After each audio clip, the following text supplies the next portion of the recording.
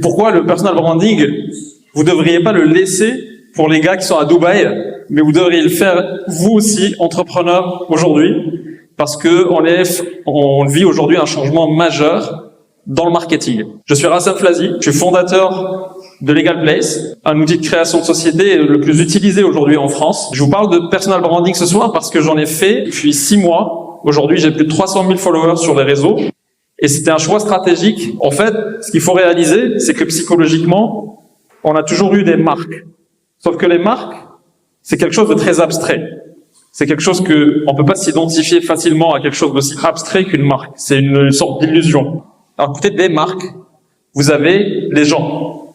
Des gens qui existent vraiment, qui ont une tête, qui ont une personnalité, qui s'expriment. Et en fait, ce qui se passe, c'est que, curieusement, nous les humains, on est beaucoup plus facilement attachés à des vraies figures, à des gens, que à des marques complètement abstraites.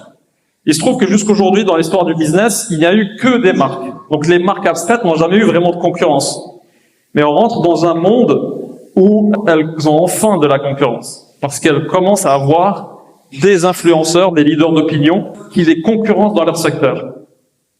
Et en fait, ce qui est en train de se passer, c'est que vous allez dépenser beaucoup moins d'argent pour créer la même influence via une personne que ce que vous devriez mettre sur une marque abstraite pour créer la même audience, pour créer le même chiffre d'affaires, pour créer le même marketing. Et aujourd'hui, on est en train de voir naître ça parce que MrBeast a lancé une toute simple marque de chocolat qui vaut 1 milliard aujourd'hui, alors que, et s'y connaît rien, un chocolat, c'est juste le plus gros influenceur au monde. Mais vous avez aussi plein d'autres exemples. Vous avez Kardashian qui a lancé son fonds d'investissement, très sérieux, fonds d'investissement, et qui met toute son image au service des marques dans lesquelles elle va investir. Ça peut faire rire certains, mais elle est très smart, Kardashian.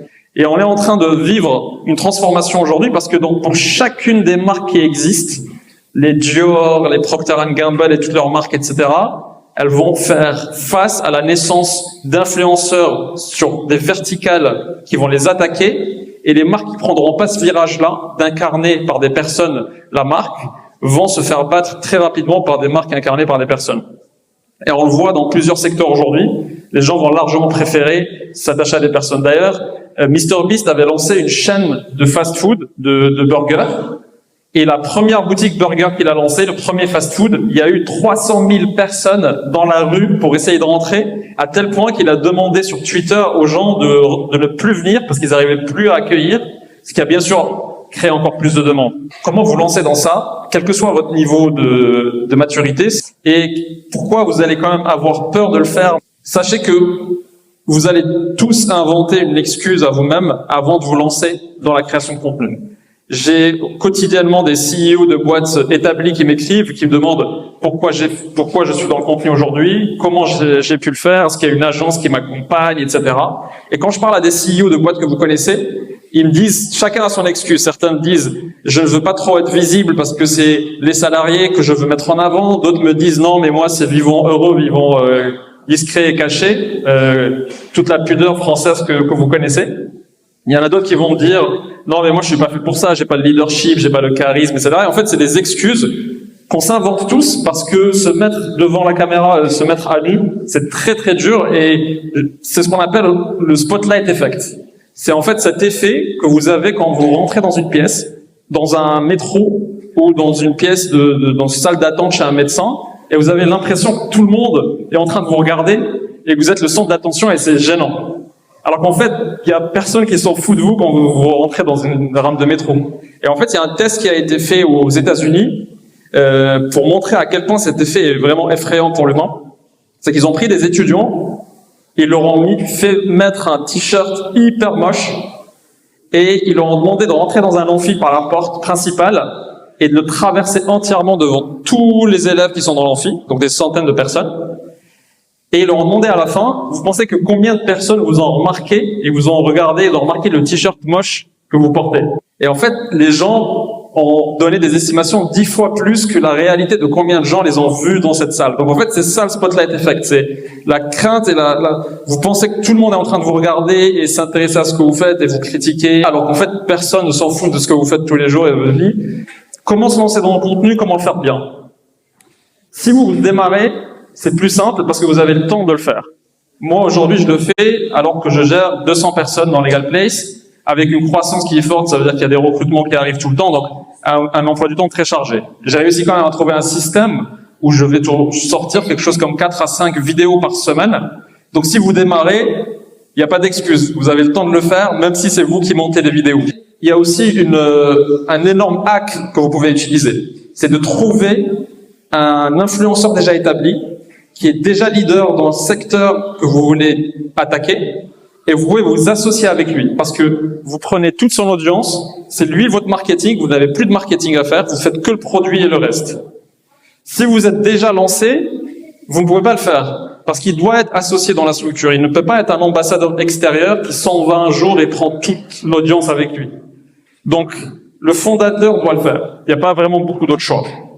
La good news, c'est que ça se fait très bien, et vous n'avez pas besoin d'avoir un charisme incroyable, parce qu'il y a plusieurs manières de faire du contenu. La première étape, c'est de vraiment être très lucide sur quelle est l'audience cible. C'est pas les gens que vous voulez toucher par ego ou par goût. Enfin, c'est pas les gens que vous aimeriez toucher, c'est les gens qui doivent être vos clients.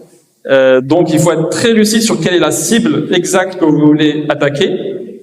Ensuite, il faut déterminer quel est le contenu qui l'intéresse. Soit vous faites dans l'éducationnel, soit vous faites dans ce qu'on appelle l'entertainment. Le divertissement, ça fait partie de la vie et c'est comme ça. Et il y a des gens qui le recherchent. Et via ça, vous pouvez faire beaucoup de marketing. Et puis, il y a aussi un mix des deux. Ça peut être un truc éducationnel, mais aussi divertissant. Et les gens sont en recherche de tout ça. Et c'est une guerre d'attention. Le but, c'est d'avoir l'attention des gens pour que les gens s'attachent à celui qui se met en avant. Ce qui est très important à savoir, c'est que si vous démarrez dans ça, les gens doivent s'habituer à une personne. C'est-à-dire que si vous tournez avec votre associé, vous êtes deux, vous devrez toujours être deux. Parce que les gens s'attachent au couple de gens qui sont présents. Si c'est vous, vous devriez être toujours le même. Si vous changez trop souvent de persona, là, le problème, c'est que les gens ne s'attachent pas aux mêmes personnes à chaque fois et c'est troublant et l'algorithme ne marchera pas. Troisième point important, c'est d'arriver à produire en quantité. Si vous lancez une vidéo par mois, c'est pas sérieux, ça ne marchera jamais. Pour que ça prenne, les algos sont faits de façon à privilégier ceux qui sont réguliers, parce que les algos savent très bien que les gens s'attachent. Et si les gens s'attachent à quelqu'un qui disparaît ou qui est trop irrégulier, c'est une perte pour l'algo, pour la plateforme, pour YouTube, TikTok, etc. Donc plus vous produisez, plus vous créez de l'attachement, plus vous créez une habitude. On a tous des habitudes où on se connecte le soir et on a 3-4 personnes qu'on regarde et qui ressortent toujours. C'est cette place-là qu'il faut atteindre. Donc le volume est très important. Nous, on s'était fait accompagner par un énorme gourou américain de YouTube qui nous avait dit, les gars, si vous faites moins de 3 par semaine, je ne vous accompagnerai jamais parce que c'est pas sérieux. Le dernier conseil à garder en tête, c'est la patience. Parce qu'il y a un effet d'accumulation qui se fait. C'est comme l'histoire des intérêts composés que vous connaissez pour certains. L'effet d'accumulation, c'est comme la question de est-ce que tu prends 1 million tout de suite ou est-ce que tu prends une pièce de 1 centime qui se double tous les jours. Les gens pensent qu'une pièce de 1 centime qui se double tous les jours, c'est trop petit. Parce que la 3e semaine, la 8e semaine, la 9e semaine, c'est encore trop petit. Et en fait, on se rend pas compte de l'effet d'accumulation. Mais au bout d'1 an, c'est beaucoup plus qu'1 million, c'est en milliards que ça se compte. Avec les mois, il y a une accumulation énorme qui fait que vous avez une audience et vous avez votre marketing. Et pour finir, je vous laisse méditer sur un constat que vous connaissez tous. C'est, à votre avis, Tesla dépense combien d'argent en marketing? Est-ce que vous avez vu des pubs de la voiture Tesla sur TF1 ou sur M6? Mais vous en avez vu plein de Renault, Peugeot, Volkswagen, etc. Comment ça se fait que cette marque arrive à se hisser aujourd'hui dans les top ventes des bagnoles dans le monde sans avoir à dépenser de l'argent en marketing? C'est ça le personal branding. Donc à vous de le faire, lancez-vous et il n'y a pas besoin d'être à Dubaï pour le faire. Merci tout le monde.